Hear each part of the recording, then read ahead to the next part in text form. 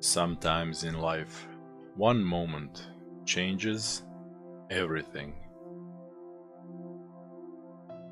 Things you believed just an instant ago, you cannot be sure of anymore. And nothing can ever be the same. The moment you are about to see wasn't really something that dramatic, but it kickstarted a pretty unbelievable Battle Brothers story, an adventure, a quest. Ooh. A mortal pummeler? Puriel! It's a two-handed hammer! The mortal pummeler, friends! It's a mortal, it's literally, he wanted to smash mans! We need 12,900 gold! How are we gonna get it before it's sold? Is it even possible? Do we just ransack all the lands? Hi, my name is Bravowulf, and I wanted to show you the origin story of the swords for the Crusher of Mans, as Xavier is known these days. And by known I mean he just started calling himself the Crusher of Mans, and we all went along, didn't we? But this story is from a time he was still learning about Battle Brothers, as you're about to see. Anyway, some of you might not know who this Puriel he is talking about is.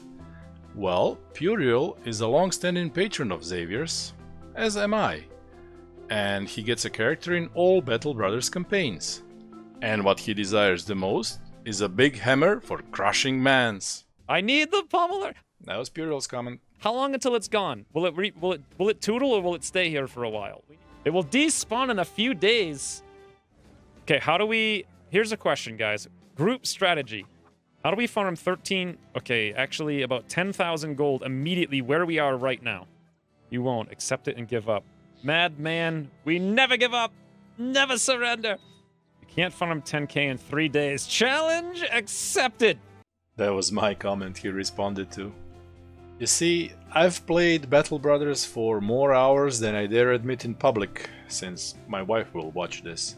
And my slightly vast experience was telling me Xavier had no chance of getting the gold for the Pummeler. We're making 10k in 3 days. We're gonna kill everyone everywhere. I don't care who it is. Oh my god. Luckily, he did care. Those guys would panic the entire company. Let's check this abandoned remains then. Oh, here we go. This shouldn't be too bad. Indeed, zombies and geists in small numbers are not difficult to handle. So many guys with axes too. And the fact they had so many axes would be the first link in the chain of weird RNG events which make this story so exceptional. By the way, can I just point out that I never had the character in Xavier's Battle Brothers campaigns? Even though it is virtually certain he would never play it had I not gifted the game to him. You see, I knew he could create awesome content with it, and he thought it was some dopey game with weird graphics nobody would care about. Well, it didn't turn out that way, did it? And now we assault. 48. Wow, I expected that to be a lot lower than 48, to be honest. I'm sitting here being scared, like, ah! Look at this nonsense. Ooh, the ornate tome, friends, and the silver bowl. That's 1,000. 9 more to go. I want to go back and kill those 8 guys. I had no idea they would be that easy. They really wouldn't. But the future Crusher of Mans still had many lessons about Battle Brothers enemies ahead of him. You will now see one of them. A Geist and a few Shrats. What are you coming after me for? What are you even doing?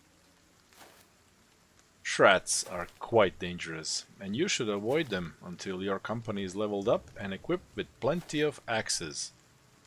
And wouldn't you know it, what did Xavier loot from those zombies? They can attack 3 tiles in a straight line. Also, if you break the shield and attack with 2-tile weapons, they spawn saplings. You know, I understand why Puriel always gets a starting character. Despite being British, he's just too cool for tea. So one time he started a tea versus coffee donation war during the stream. This war paid for many bills, and it's only natural Xavier has a favorable disposition towards the guy, right? I kind of want to move Puriel back now. I'm scared. I'm scared he's going to get attacked. Hide, Puriel. Don't get into melee. And protects his character. Also, somewhat surprisingly, T won the war. You have made a mistake. Ooh, did he already lose his shield? They're that weak? Why am I scared of this? Beautiful little spot for me. Boo! Wah! I didn't mean it, Katie. I'm sorry. No. That's the first time that's happened to me. It's okay, X. It happens to a lot of guys. Nothing to be ashamed of. Oh, there's the sapling. Now, I don't know anything about the sapling, so we'll see what actually happens with this thing. Oh, look at the little... Are you kidding me? Worn milled shirt is hit for 42 damage? Good thing I shot it with an arrow first. That helped.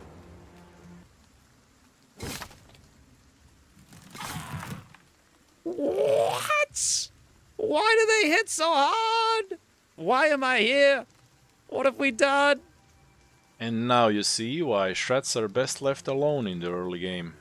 Leave the trees in peace until you can safely hack them to pieces, I don't want to hit end turn at all. I don't want to do it! Oh, well freaking what an easy game!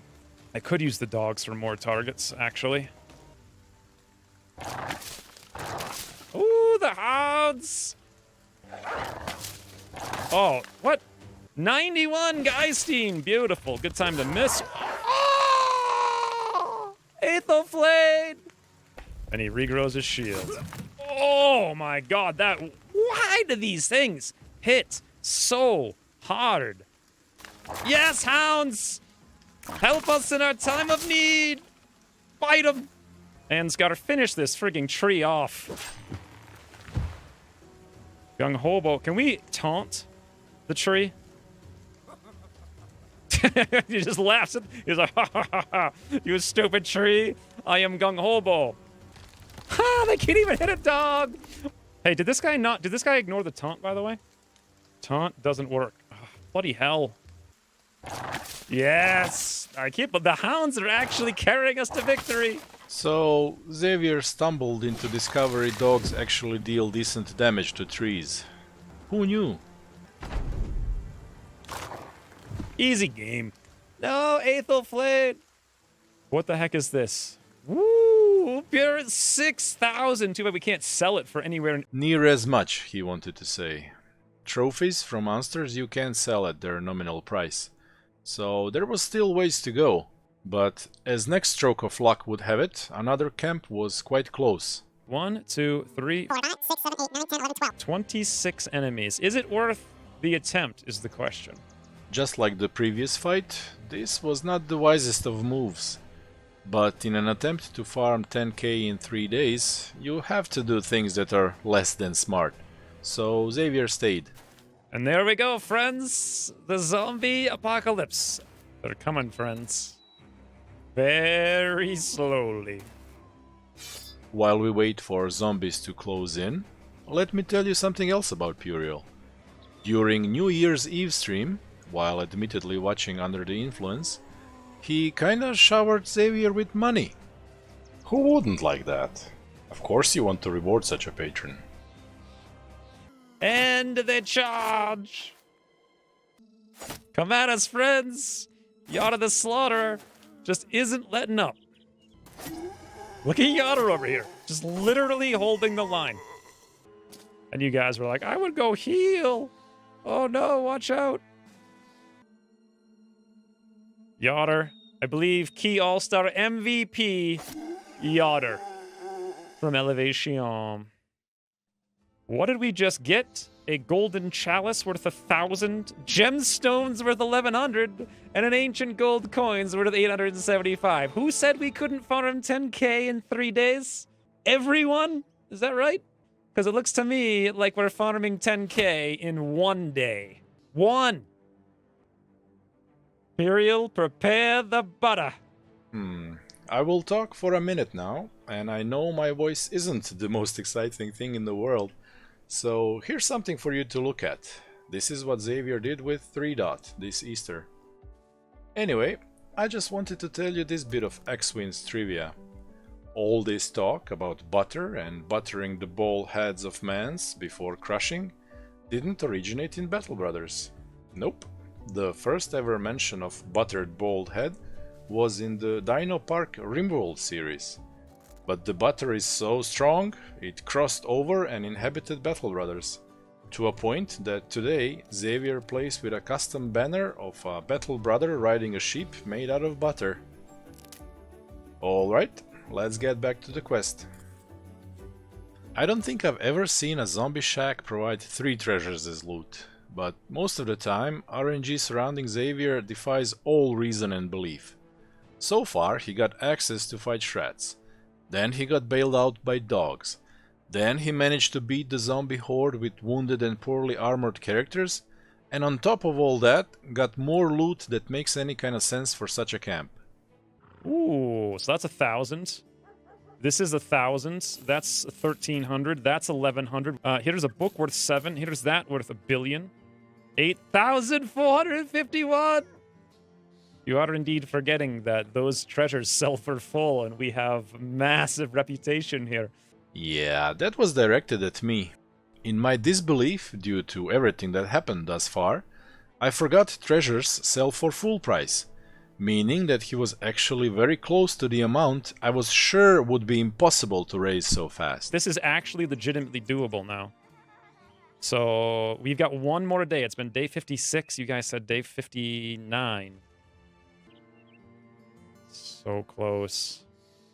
We are 2,000 away. I bought... Well, those hounds actually saved... Just FYI, one time, Puriel declared himself a benevolent buttery deity and spent next few streams preaching his butter-based gospel in chat. I mean, Puriel simply starts cults whenever he feels like it. I certainly could never get away with saying stuff like, "Go with butter, my children." That's why he gets a character in Battle Brothers, and I get... Let's just move on. Yeah, move on. This is painful and amusing at the same time. We're scraping the bottom of the barrel here. We're gonna sell all of these things. Ooh, we've just made 1,000 more. We need less than 1,000 more. Safest bet is to move directly towards Saddleburg. Hope we find some mercenary men. I guess we just wander over there and we pray for luck. Can you believe it? He had to go towards the castle with the Pummeler, and his only hope was to find something to fight along the way. And that's exactly what happened. The Widowmakers! They were hired by Zergsdorf! We murder mercenaries, friends! There'll be 7 mercenaries, and we are in no way, shape, or form prepared to take them on. But take them on we shall. Can't farm 10k in 3 days. Bunch of losers. Always give up. Always surrender, according to you guys.